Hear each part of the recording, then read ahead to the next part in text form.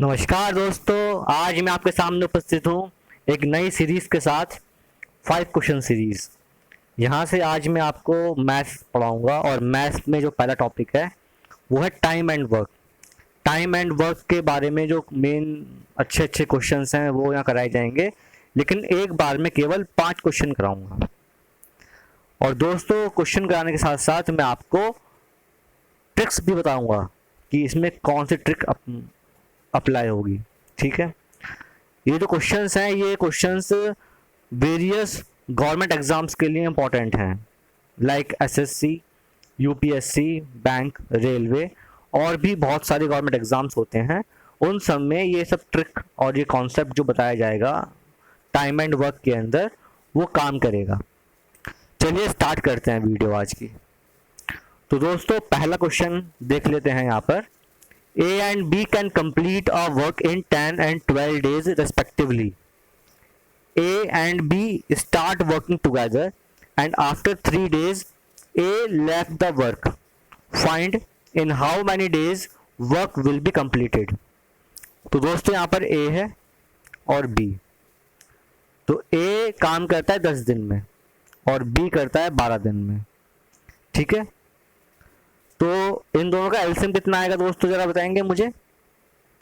इनका एलसीएम आ जाएगा 60।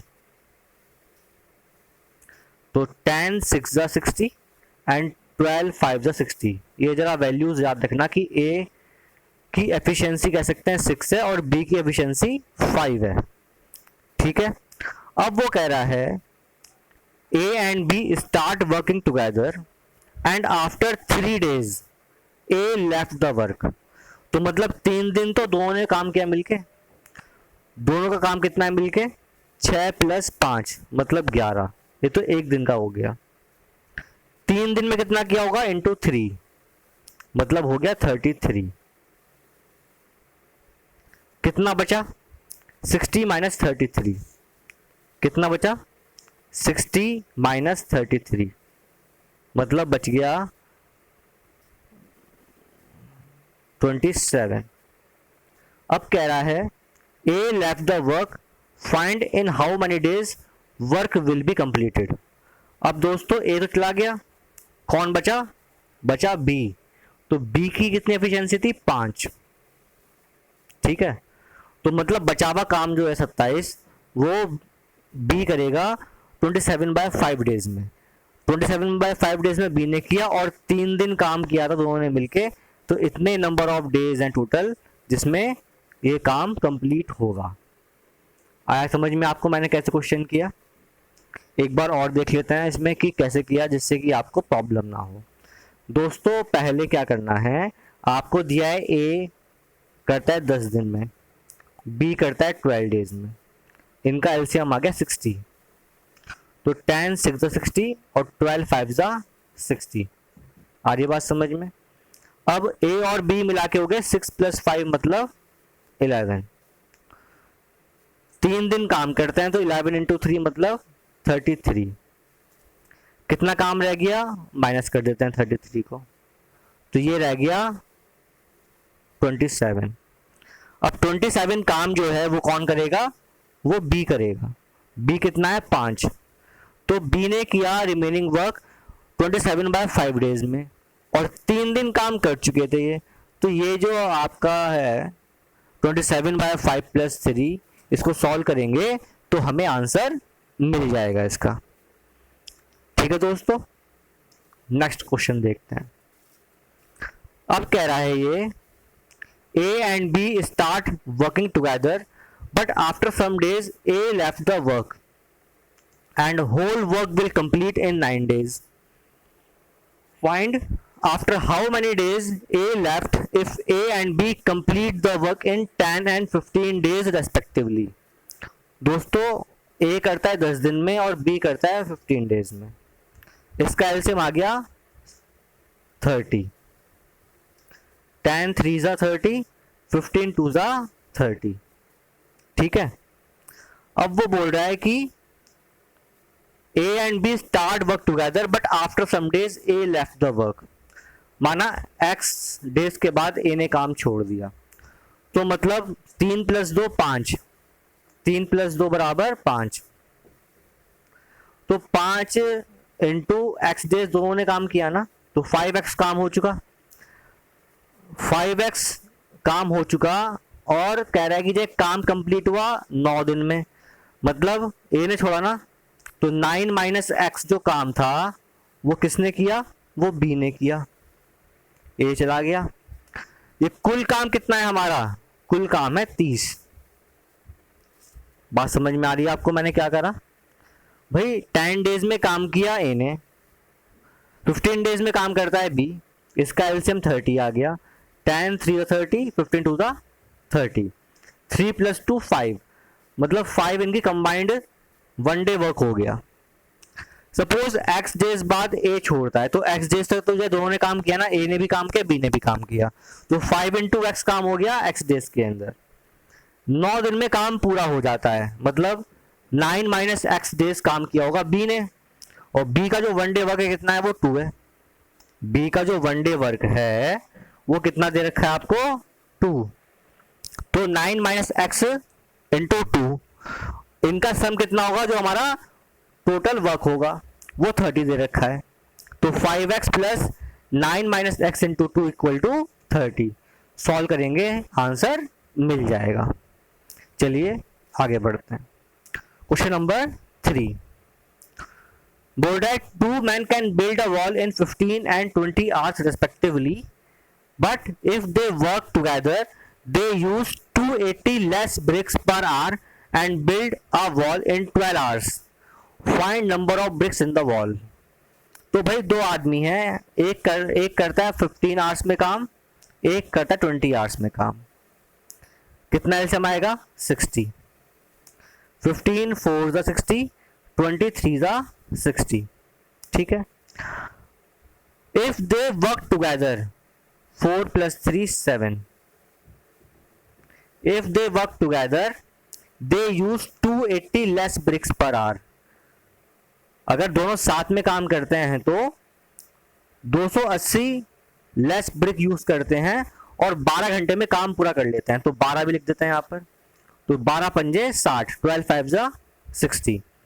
तो मिला कितना आ रहा है, मिला के 4 + 3 जो है 7 आ रहा है। लेकिन 1 + 2 जब साथ में कर रहे हैं तो काम कितना आ रहा है हमारा, 1 डे वर्क 1 आवर वर्क 5 आ रहा है। कितना डिफरेंस हुआ यहाँ पे, 7 - 5 2 का डिफरेंस हुआ, 2 का डिफरेंस हुआ। एक बार और देखते हैं। आपको यहाँ पे दिया 15 और 20। एक आदमी 15 आवर्स लेता है काम करने में, एक लेता है 20 आवर्स। इसका एलसीएम कितना आ गया, 60 आ गया। दोनों मिलके लेते हैं 12 आवर्स। तो 15 4 = 23 और 12 5 सा। अब जरा देखो, अगर दोनों का अलग अलग काम जोड़ें तो 4 + 3 7 होता है या नहीं होता, 4 + 3 7 होता है। और वैसे अगर हम अगर दोनों साथ में मिलकर काम कर रहे हैं तो इंडिविजुअली हो गया 4 + 3। अगर दोनों साथ में काम कर रहे हैं मिलकर तो कितना आएगा, 5 आएगा। इनका डिफरेंस कितना है, 2। मतलब अगर दोनों साथ में काम करते हैं मिलके तो वो कुछ कम टाइम में काम कर रहे हैं तो कुछ कम ब्रिक्स यूज करेंगे। 280 कम ब्रिक्स यूज कर रहे हैं। कितना कम यूज कर रहे हैं, 280। तो 2 = 280, तो 1 = 140। Number of BRICS in the wall, कितनी ब्रिक्स होंगी, 60 हमारे पास है एलसीएम। तो 60 से मल्टीप्लाई कर देंगे इसको, तो 14 6 = 84। तो 14 6 = 84। तो कितनी ब्रिक्स यूज होंगी, 8400। कितनी ब्रिक्स यूज होंगी, 8400। दोस्तों जैसे बताता रहा हूं, आप अपनी कॉपी में नोट करिए, तभी आप प्रैक्टिस कर पाओगे और आपको याद रहेगा कि क्वेश्चन कैसे कराए गए थे। कॉपी और पेन लेके बैठना जरूरी है। स्क्रीन छोटी है मैं समझ सकता हूं, लेकिन अगर आप कॉपी और पेन साथ में लेके बैठेंगे तो जो है आपको अच्छे से समझ में आएगा जो समझाया जा रहा है। ठीक है, चलो आगे देखते हैं। अब बोल रहा है यहाँ पे 2 candles of same height can burn completely in 4 hours and 6 hours, both start burning at same time at their respective constant speed, then find after how much time the ratio of the height becomes 2:3। ये question है। तो दोस्तों एक candle ले रही है time 4 hours, एक ले रही है 6 आवर्स, इनका कितना एलसीएम आएगा 12। 4 3 12, 6 2 12। मतलब जो हाइट है, कैंडल्स हैव सेम हाइट, तो उनकी हाइट कितनी है 12 है। तो पहली कैंडल की हाइट 12 है, उसके बर्न होने का रेट है 3 टी टाइम में बर्न होते 12 - 3t। दूसरी कैंडल का हाइट भी 12 है, उसके बर्न होने का रेट है 2, तो 2 × t टाइम। तो सेम टाइम के बाद कितनी हाइट हो जाती है वो बताना है ना हमें। तो सेम टाइम सेम रहेगा, बट उनकी स्पीड अलग अलग है बर्न होने की। एक की स्पीड 3 है और एक की स्पीड 2 है बर्न होने की। और ये दे रखा है आपको किसके इक्वल है, ये 2:3 दे रखा है, 2/3 दे रखा है। तो 12 - 3t upon 12 - 2t is equal to 2/3। Solve करेंगे आपको टाइम मिल जाएगा, कितने टाइम के बाद इनकी हाइट का रेशियो 2:3 हो जाएगा। ठीक है दोस्तों, आगे देखते हैं। 3 men A, B, C complete the work in 10, 12 and 15. If A, B, C starts work together, after 2 days A left the work, and next after 2 days C also left the work. Find in how many days the whole work will complete. LCM लेते हैं, 60 LCM आएगा। 10 6 12 5 15 4। ये चीज note कर लो कि ए का efficiency 6 आ गई है और बी की 5 है और सी की 4। तो ए की एफिशिएंसी 6 आई, बी की एफिशिएंसी 5 और सी की एफिशिएंसी 4। अब वो बोल रहा है 60 टोटल वर्क था हमारा। अब वो बोल रहा है after 2 days A left the work. तो दोस्तों 2 दिन तक तो सबने काम किया होगा ना, सबने मतलब कीजिए 6 5 11 4 15, मतलब 15 × 2 काम सबने किया। अब ए चला गया, बचा बी और C. Next after 2 days C also left the work. तो बी और सी मतलब 5 + 4 9, उन्होंने 2 दिन काम किया और आगे। मेरी बात समझ में आ रही है आपको? पहले 2 दिन काम किया तीनों ने मिलके, 6 + 5 + 4 मतलब 15 × 2। ए चला गया तो ए को हटाओ, अगले 2 दिन कौन बचा, बी और सी बचा। तो 5 + 4 9 × 2। ठीक है, अब कह रहा है कितना काम बचा भाई, 60 था टोटल। कितना हो गया 30 और 9 × 2 = 18 18, मतलब 48 हो गया। तो 48 करेंगे माइनस कितना आएगा हमारे यहाँ पे 12 बच जाएगा। तो मतलब 12 बचा। ए चला गया, सी चला गया, बचा बी, बी नहीं गया। तो 12 काम करेगा कौन, बी। बी था 5, तो 12/5। How many days the whole work will complete. तो 12/5 तो बी का हो गया, उससे पहले 4 दिन काम हो चुका था, 2 दिन ए के साथ और 2 दिन सी के साथ। तो ये जो है आपका आंसर हो जाएगा, 4 + 12/5 डेज में होल वर्क कंप्लीट होगा। तो दोस्तों ये क्वेश्चन कराए हैं 5। मैं समझता हूं कि आपको समझ में आए होंगे। अगर कोई भी दिक्कत आपको आई है इन क्वेश्चन में, या जो ये शॉर्ट ट्रिक के साथ क्वेश्चन कराए गए हैं, इसमें कहीं स्टेटमेंट यूज नहीं करी गई है, केवल एग्जाम में क्वेश्चन आना है, आपको फिगर्स लिखनी है और क्वेश्चन सॉल्व कर देना है विद इन 1 मिनट। हमारा टारगेट ये रहेगा कि देखिए 1 मिनट में एक क्वेश्चन हो जाए, 1 मिनट के अंदर एक क्वेश्चन सॉल्व हो जाए, हमारा टारगेट ये रहेगा। अगर हमें 1 मिनट से ऊपर टाइम लग रहा है इन क्वेश्चन को सॉल्व करने में, मतलब हम कहीं पे गड़बड़ कर रहे हैं, या तो हमारी प्रैक्टिस में कमी है, या तो हमारी प्रैक्टिस सही से नहीं हुई है, या फिर जो है हमें समझ में सही से नहीं आया है।